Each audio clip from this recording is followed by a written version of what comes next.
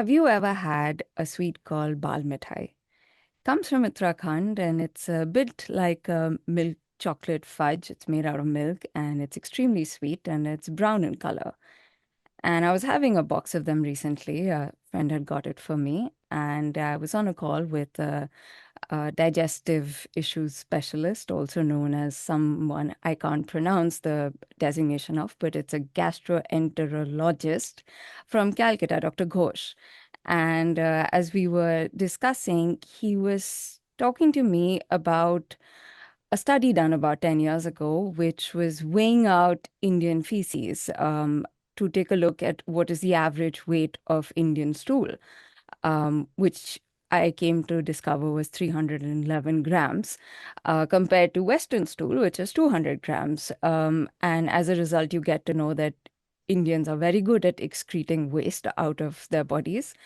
And he's telling me this as I'm having the mithai, and I can't help but see the link between the two. And so I tell him, sir, I'm very sorry, but I'm having something that looks suspiciously like poop right now. And I thought I was being funny at the moment, but turned out that he did not appreciate that humor, because he then told me that, listen, I know to the average person, it sounds a little ridiculous that, here we are going out, to these remote parts of the country, weighing out people's feces. But it is so incredibly important, and it can actually lead to better understanding of why Indians have certain resistance to certain diseases. It can lead to better treatments for certain diseases. So don't make fun of shit. And that's when he started laughing. So then I realized, okay, it was a bit of a joke on his end too. But overall, I realized that maybe talking about shit or talking shit is not all that bad after all.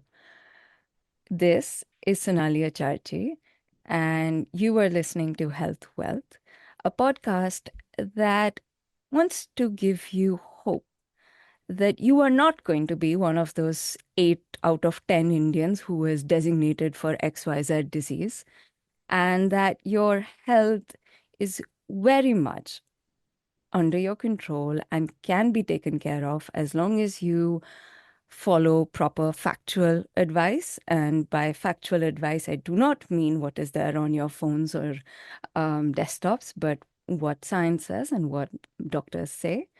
And as long as you choose to put in the right amount of effort in the right choices. We have recently changed our thumbnail. And in case you've noticed, I am now standing as if I'm about to lead a hockey team. And actually, I think I am, because I would like to take you into the world of health, into those parts of health which is not discussed very often. Things like leprosy or elephantitis or poop transplants, which is what we are doing today. And I believe it's important, because why should we only talk about those organs which we see symptomatically more clearly every day, heart attacks or brains or our, limbs and our skin and our teeth and so on and so forth. But here is one organ which I have come to know is so important for our well-being, and poop or feces is a part of it. It's just something that comes out of it, and it can indicate so much about what's going on inside of it. So we are going to do this episode today, trying to understand what can we tell about gut health by looking at our poop. Why is treatments using healthy gut bacteria important, and so on. But before we go there, I would just like to say that I was working on a story for the India Today magazine on gut health. And that is when I realized that we don't celebrate the uniqueness of being Indian enough. I mean, not only are we, if I've gone abroad and I've never received the kind of community support I do here. It's rare to go to any country and find a car that has stopped right in front of the shop, blocking 20 other cars and not caring, because they know that you will do the same thing if you get half the chance.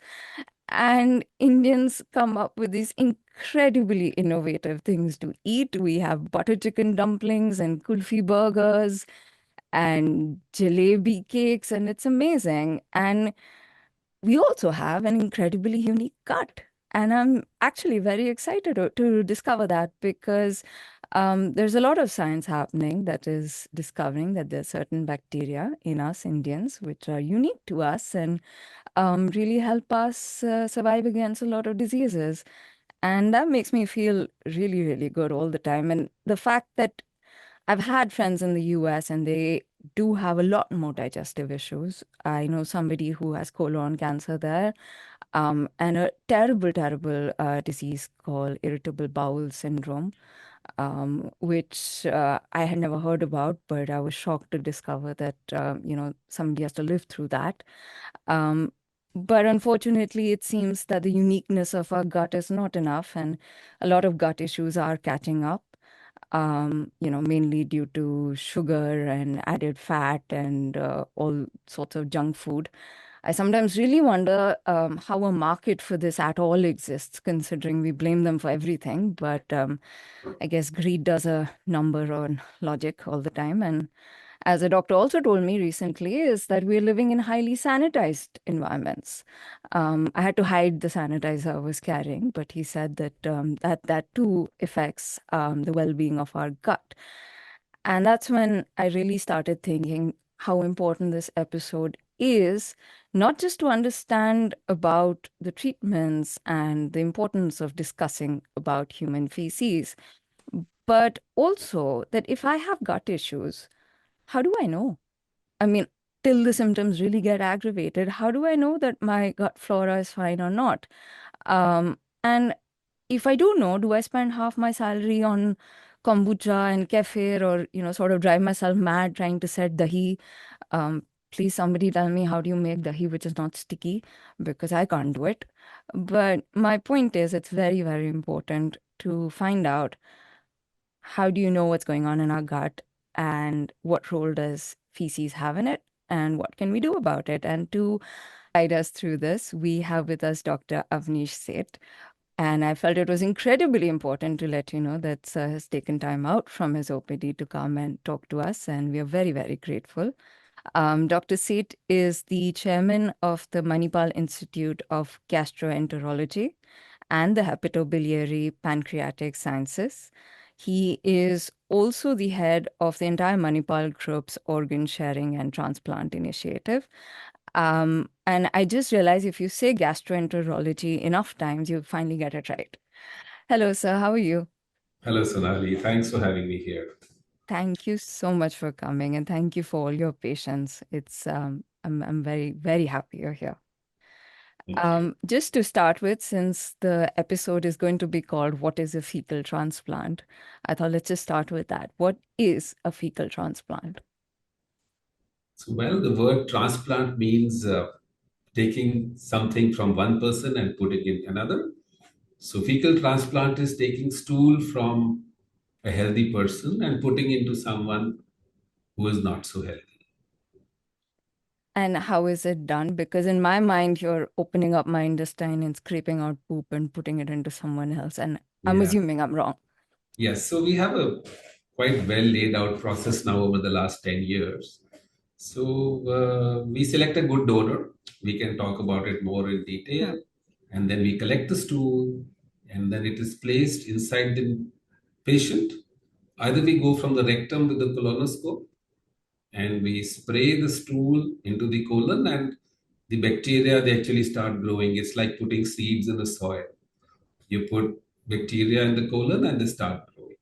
Or sometimes for some diseases, we have now started doing from the mouth with an endoscope and putting into the small bowel. And More and recently, we have some capsules also. So okay.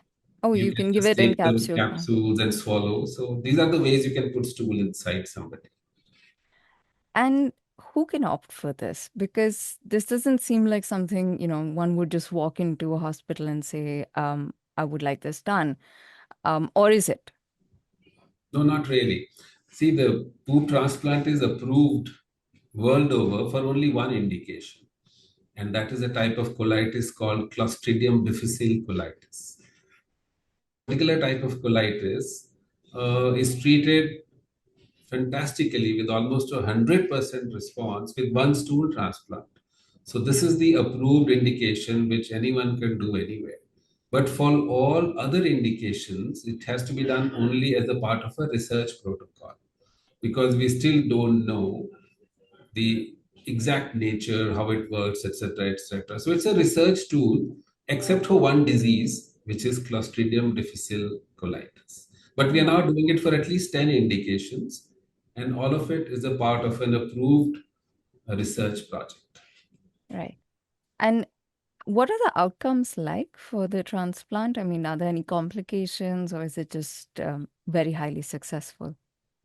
So, Sonali, basically the best part about stool transplant is that we have not seen any adverse effects. We've done maybe more than 300 stool transplants over the last 10 years. In fact, we are celebrating the 10th anniversary of stool transplant on 14th of November this year. So, my team did the first one in 2014, and we have not seen any complication. It may or may not work for you, but what we have seen now in about 7, 8 diseases that 50% people have a remarkable change in their disease process. So it's like, in the olden days, people used to take cow dung and put it on the walls in villages, right? So there was something good with stool, which we are now trying to make science out of it. If you Yeah, have pets, you know that your dogs and cats will eat their poop whenever they are mm, unwell. that's So actually we true. have examples like that, and now we are just trying to get some science into it. Yeah.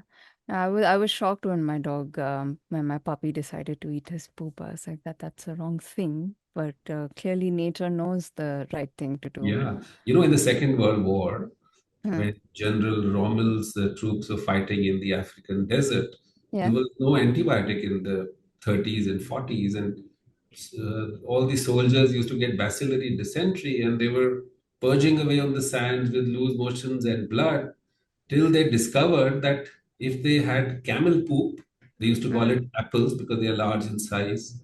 If they all were eating camel poop, they used to become okay. So even in the 40s, 30s, that's people were doing amazing. this in their own way. Yeah. Can you tell me how did the fecal transplant come about? Is there some history to it? Like how was it invented? Yeah, this was actually maybe 40, 50 years ago. Mm, There was a doctor in Sydney who had ulcerative colitis, and he thought, let me try my wife's poop. And he took an enema with his wife's poop and he became better. So that is the first recorded instance of stool transplant. And maximum work we have now is in ulcerative colitis. And there are so many, at least 13 trials now from all over the world, including ours. There are 3, 4 trials from India, which show that it works in about 50 to 60% people. So the basic premise is that when you have these kind of disorders, the gut bacteria have gone bad. So the word we use is dysbiosis. mhm, So this means bad. So the bacteria in the tummy we now know are of thousand millions of types. So when the bad bacteria win over the good ones, that is the time various tummy diseases start to happen. But now, as we are doing more and more, we know that there is more hormones, etc., in the tummy as compared to the brain. So, diseases like Parkinson's, like autism, all these have started. We have trials on all these too. yeah. So, they used to say earlier that all the diseases, start from the tummy. पेट से शुरू होती हैं सब बीमारियां. This is another saying, and now it is all coming true. I recently discovered, as you were mentioning yourself, that there's so many hormones and neurotransmitters which are not just produced but also governed by the gut. Um, I didn't even know that, there are neurons present in the gut at all. So, in terms of the gut's influence on our cognitive health or our cognitive functions, what would they be and what would dysbiosis do to our brains? This is something we are still trying to figure out, but I can give you examples. Patients with Parkinson's, they have a lot of constipation.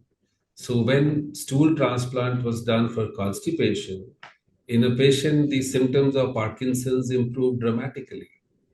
So which means that the dopa, which is, dopamine, those kind of hormones which are less in that person, they were being provided by the stool transplant. And now we are having so many trials all over the world. We have our own patients who have shown dramatic improvement in Parkinson's with something we are doing in the tummy.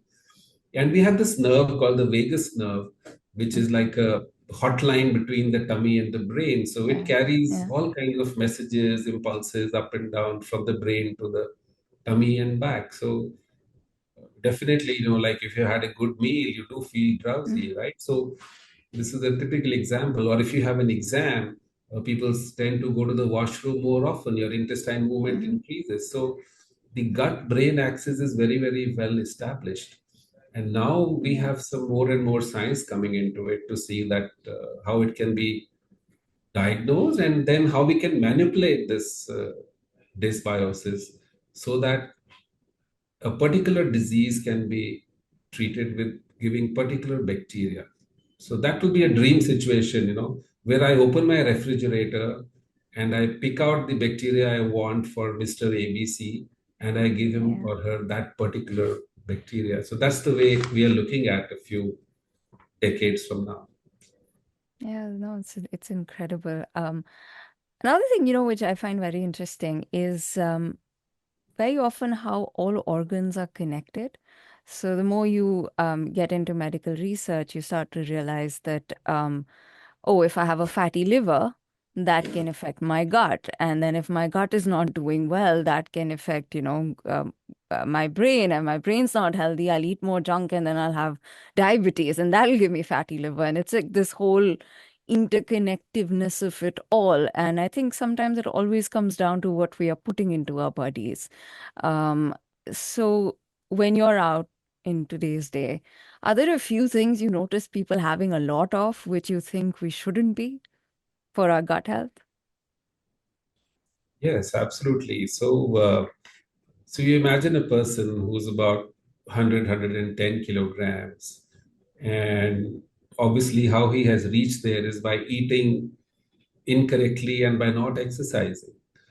And then when you want that person to become 60 or 70 kilogram person again, the things he does at that stage is exactly what everybody should be doing in a day-to-day basis. That means you avoid sugars, you avoid red meats and oils, and then you avoid processed food. You take more fresh green vegetables and fruits, and that's the way a regular person should be living on a day-to-day basis. In fact, it's very interesting, Sonali, that now we have analyzed the stools in Indians, and we find that people who are vegetarian, they have a much better and healthier gut profile as compared to people who are non-vegetarian. So when I am now selecting my donor to donate stool for transplant, my checklist has changed a little bit now. That person has to be healthy. That person should not be obese. There should be no disease. They should not have taken an antibiotic for the last 3 months. And now I've added to it that they should be vegetarian, because now we know that non-veg food causes dysbiosis. Yeah. Patients with cancer of the colon, their stool profile thumbprint matches that of a person who is non-vegetarian. So, No. especially now we find that people are taking organic food, the without pesticides, people who are in the villages. So a rural person is another thing we have tried to add to our checklist for an ideal donor. Mm. I believe So there's we a see village that in phenomenon. Haryana, which Balabgarh, which has the healthiest stool in India. I thought that Yeah, was interesting. I don't know how many villages we have sampled so far. I'm sure Yeah. there may be so many more. But Yeah. I'm just trying to give you that angle that a person from the rural as compared to urban areas, a vegetarian person as compared to non-veg, and a healthy person. Do you know that we are now doing a study on stool transplant for obesity also? Because I met this doctor from Japan, and he showed us about 10 years ago how he was 100 kg and she was 60 kg, and this guy lost 20 kilograms in 6 months when he was struggling to lose weight. So we have similar example. There was one lady in UK who was just about 60 kilograms, and she had colitis, and her 120 kilograms daughter donated stool to her. And for the first time in her life, this lady became from 60 to 90 kilograms.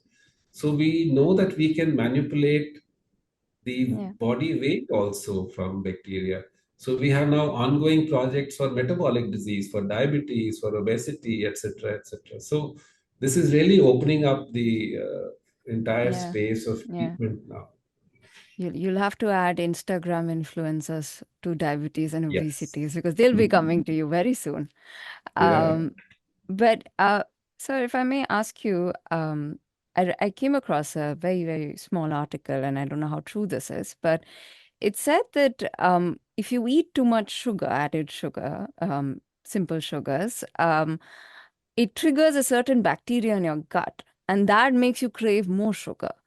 Is that true in any way, or possibly true? Not very proven, but yes, uh, some people do say that if you have a little bit of sugar, it's better than restricting yourself completely, because then when they binge, they take twice the normal amount that normally you would.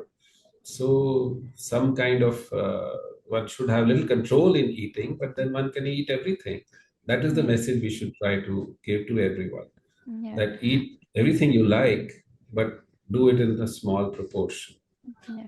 Small proportions are difficult to get in this country now. If you go to a I cafe and know. you ask for a milkshake, I have to tell you this, it's amazing, and you love this as a gastro doctor. It is milk, high fat milk with added sugar, which is blended with cookies, which is sugar and fat and more Yeah. refined flour. And then on top of that, there's ice cream, and then there's whipped cream, and then there's a cake, and then there's a lollipop, and then it's drenched in chocolate fudge and peanut butter. And Yes. people eat And the then it whole says thing. and it says 800 calories or something by the side, which we choose to ignore, right? And if you're in the US, your glass gets bigger and you can get Yeah. multiple refills. So you can imagine Yes. what's happening Yeah. there. So I did something really funny. Somebody told me to be mindful of my gut. So whenever I'm having sugar, I have a sound of a baby crying, and my husband plays it for me. So that's my gut crying. So then I hear it, and then it reminds me, oh no, no, no, let me put this down and go get some kira. I don't know why we Yeah. don't snack on cucumbers anymore. It's so sad. But anyways, Yeah. another thing, coming back to poop, um, does the timing of our poop impact our gut or the frequency? I don't think so, because we say that the normal stool for a human being should be 3 per day to 3 per week. So the frequency can be any, but then if you find that your frequency that you have been used to over so many years is changing, then only you could consider that something is going wrong. Mm, And whenever you are under pressure for any reason, your frequency will change. I'll give you an interesting example that we set up a stool transplant, say at about 10 o'clock in the morning, and then everything is ready and the patient is here and we are all waiting. And so what happened? And they said the donation did not happen. So the donor did not pass stool, right? So when they come under pressure, these are the things that happen. In fact, very recently we had somebody who flew in from London to donate stool to her brother, wow. because they felt that she will do a good job for him. And then we all waited, and she couldn't pass stool. And it turned out that it was Karwa Chauth the day before, and she had fasted. Mm, So our protocols will have to change accordingly, right? We yeah. can't do a stool transplant after a fast. So Gosh. the frequency is very interesting. It does Yeah. tend to ditch you when you need it most. Yeah. So patients have to arrange their own donors, or does the hospital Yes. have a So bank? yeah, I'll tell you how what we are trying to do in India is that we made it very inexpensive. Actually, it is for free. It is a trial, and we didn't want to spend any money. For example, if you have to do it in the US, the stool comes from a stool bank. Now, to collect and keep in a stool bank like that, it costs about $1,500 just to get one aliquot of that stool. So it becomes a very expensive project. What we have, we evolved our own system here, that we have a checklist. You select a family member or a friend, and then we go through a checklist, and then we do some stool tests and we do some blood tests. And then, if everything is a go, we collect the stool and we make them do it themselves. Initially, the first time they don't feel too happy about it, but then now people have been doing it for last 10 years. The stool is collected, put it in a little ice cream cup, it is measured with that, then it is put in a mixer, it is buzzed with water, and then it is filtered with a soup strainer and brought in syringes, put it in an ice box, and people bring it. That is how we do it in our country, and it's zero cost. India, as you said initially, 311 grams per person. We are the second highest stool producers per capita per person in the world. First highest being in Africa. So stool is available in plenty, and if we can process it ourselves, why should anybody be paying for it? That was our formula. Yes. But then, gradually how things evolve when we select our donors. I already told you a few things about donors being vegetarian and healthy, etc. Then we also thought that why take a donor from the same family? Because if a brother is donating to a sister, it's very likely that staying in the same roof, eating the same things, their gut flora is also the same. So now we try to tell people to pick up somebody from outside the family. So we have had cousins, we have music teachers, we have so many people doing it for that patient.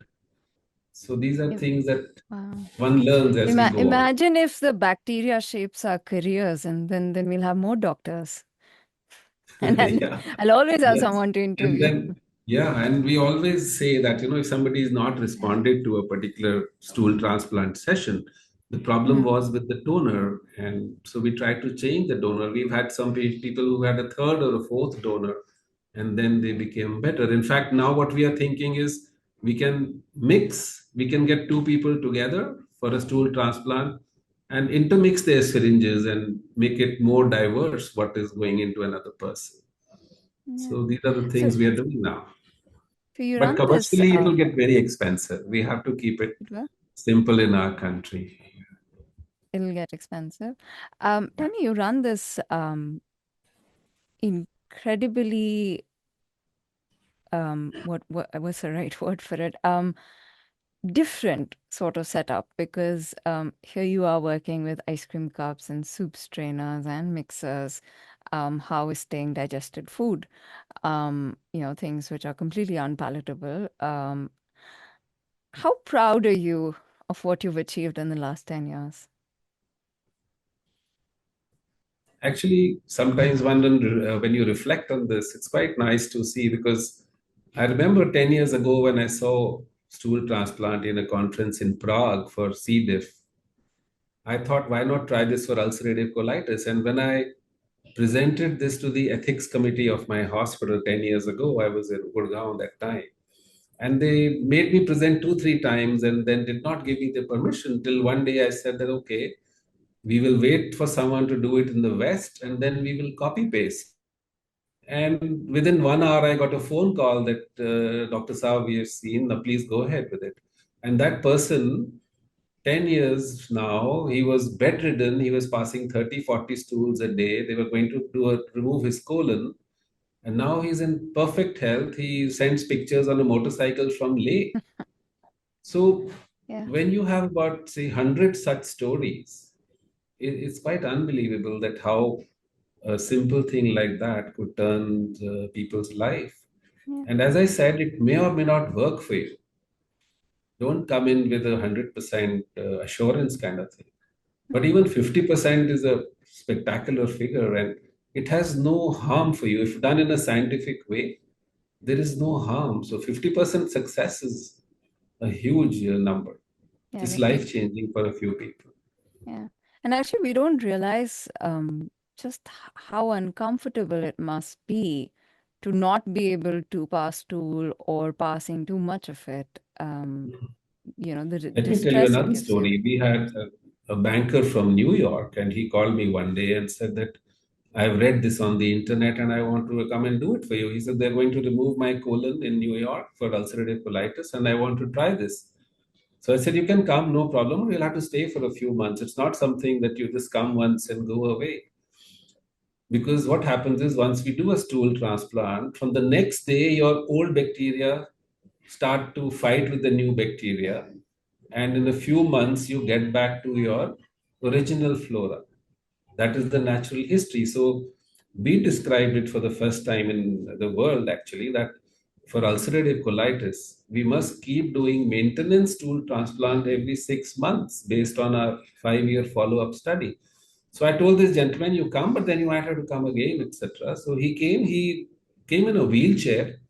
His wife was pushing the wheelchair, two small children in tow. And they had a house in Preet Vihar. He was an Indian gentleman. So they stayed. And when he went back after 6 months, he had gained about 15 kilograms. He came in a wheelchair. He was jogging 3 kilometers. And his colon was absolutely normal for the first time in 10 years. So when he went back to New York, his doctors asked me that, are you still doing black magic in India? So what I'm telling you happened about 7, 8 years ago. Mhm. Lot of water has flown under the bridge thereafter, but these are the kind of stories that we have. So obviously one feels good about it. Yeah. One last thing, which is something I've never asked a doctor before, but I have asked them many times, how do you see blood? How do you see death? Because for somebody on the other side, it's difficult to understand that. And I always feel when you understand the pressures or the the incredible amount of strength the doctor has to have, then that's when you start to trust them more also. That they're not there just to give you pills and poop transplants.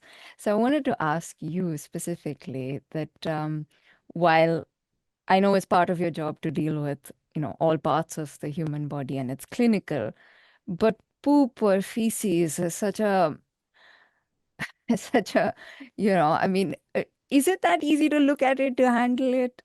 How do you develop that resistance or that clinical sort of Yeah, approach to it? that's a very good question, actually. The human body is amazing. Sonali, one can train oneself to do anything as a human. When we were 17-year-olds and we had joined medical school, first time you go for dissection in the anatomy hall and you have these cadavers there, etc. And I remember quite a few of our batchmates actually fainted and collapsed. And then there are some people who saw blood for the first time and they fainted.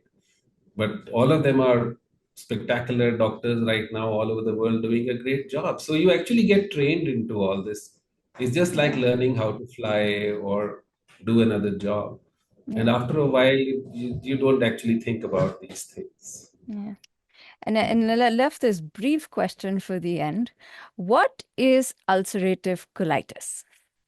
Which we've discussed many Okay. times, but just Yeah. to make it clear, the surprise ending. What is ulcerative colitis? So, itis in anything means inflammation, tonsillitis, appendicitis. So, when we have inflammation in the colon, it becomes colitis. And we have a lot of ulcers there, it is ulcerative colitis.